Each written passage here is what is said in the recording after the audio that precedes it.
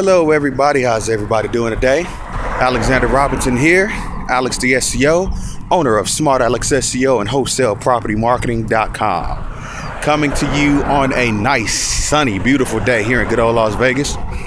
A lot of us are walking around in jackets. It's a tad bit nippy, but in all honesty, if you wanted to go ahead and short sleeve it, you really could today. So, today, I wanted to talk to you guys about fixing and flipping your properties. Now, the majority of us are wholesalers and we also wear many hats. Some of us fix and flip as well. Some of us buy and hold. But this is specifically to the good old fix and flippers. One thing that I've noticed, got a cigarette on you? Oh, no. Vaporizer, my man. Oh, okay. That's hard. Thanks a lot, man. Appreciate it. Hey, good old Las Vegas. So anyway, this is to the good old fix and flippers. One thing you have to keep in mind is when you find a house in a neighborhood that needs to be brought up to habitability, to be brought up to be habitable, plain and simple. Excuse me, plain and simple. It just needs to be renovated. You want to rehab it or whatnot. Always make sure that that property matches or goes with every other property in that neighborhood. Now, the reason I say that is because a lot of fix and flippers go in thinking that if you make the house more extraordinary than the other ones on the block, not only will you get more for it, having issues speaking today. Anyway, get more for it. There I go again. But you will also attract more attention. And in all honesty, that's simply not the case. See, the issue with that is this. When you rehab a house, renovate a house, and you make it more extraordinary than the houses on the block, it causes an issue as far as getting it sold quickly. And one of the main reasons is, you price it out of the range of the average in the neighborhood. And that can be a dead issue. Now, I'm not saying that you won't be able to sell it. It may take more time than the average sale. See, you want to be able to bring the house up to par to the neighborhood, and it could actually have that newer look than the homes in the neighborhood, but at the same time, it goes with the flow. It just goes with the flow. And when they walk in, it's a really nice house. They're really impressed with what you've done as far as renovating, rehabbing. And in all honesty, you could still probably or more than likely charge a bit more than you normally would for the average house on the block, and people will be happy to pay for it because they have their house is fairly more new.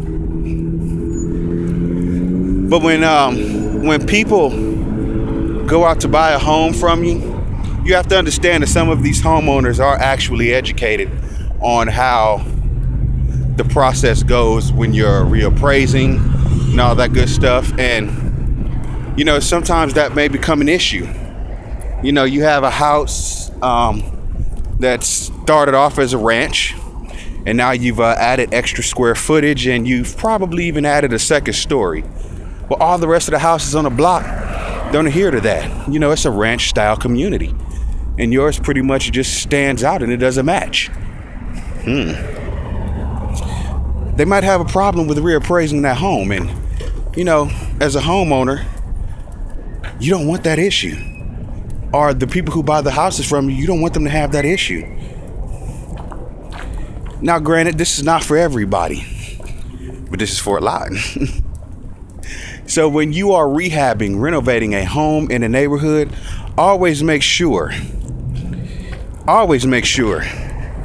that you stick as close as possible to the originality of the neighborhood. I mean, look, granted, you know, you can add new countertops and new floors, fresh paint, you know, some amenities that make the house that much better. You can even add square footage, you know, just don't be extreme with it. You know, if the average house in the neighborhood is anywhere from 1426 to about 1650 in square footage, you don't want to make a house that's about 25 to 350 square, 300 and to 350 in square footage. You know, you want to make sure that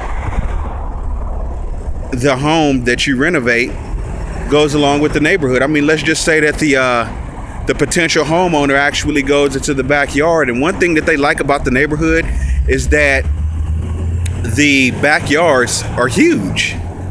But you saw, as a renovator, room to expand or opportunity. Well, that might kill your sale, because even though the house may be wonderful, it may be beautiful, you've done a great job, you've used up some of that backyard space. And it's just not as enticing anymore, simply because that was one of the things that actually attracted the home buyer to the neighborhood. So you really want to keep these things in mind. You really want to go ahead and stick with the status quo. You know, granted, I mean, you know, nobody says that you can't go all out on the house. Just go all out within the limits of the neighborhood, plain and simple. You don't want to build yourself literally out of the sale. So, yeah, that is my spew for today, ladies and gentlemen. I just wanted to bring that to you because, you know, in all honesty, I've seen it where, you know, houses that have been renovated in certain areas, you know, they look great. They look wonderful. But they sit on the market for elongated periods of time because they've literally renovated and rehabbed the house out of the market, and it's just unfortunate. It really is. So this is Alexander Robinson. Alexander Robinson. It's just one of those days. I'm sorry, ladies and gentlemen. Alexander Robinson here, Alex the SEO, signing off, telling you to stay positive, progressive, prosperous, and profitable. And always, ladies and gentlemen, always keep moving forward, all right? Love and peace, y'all. I'm out.